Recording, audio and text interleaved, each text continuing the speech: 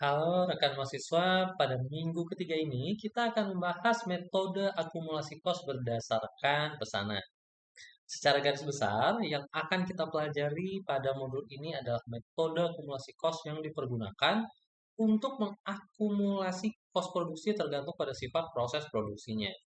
Jadi pada modul 3 ini akan dibahas metode akumulasi berdasarkan pesanan yang selanjutnya akan digunakan istilah aslinya, yaitu job order costing.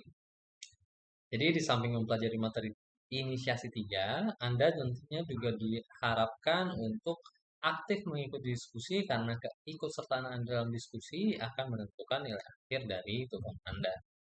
Anda juga harus mengerjakan tugas satu yang bersumber dari materi yang dipelajari pada inisiasi 1, 2, dan juga 3.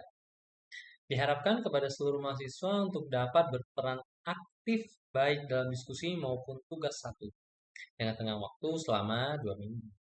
Setelah pembelajaran minggu ketiga selesai, secara umum Anda diharapkan dapat melakukan menggunakan metode job order posting dalam penyusunan laporan laba rugi.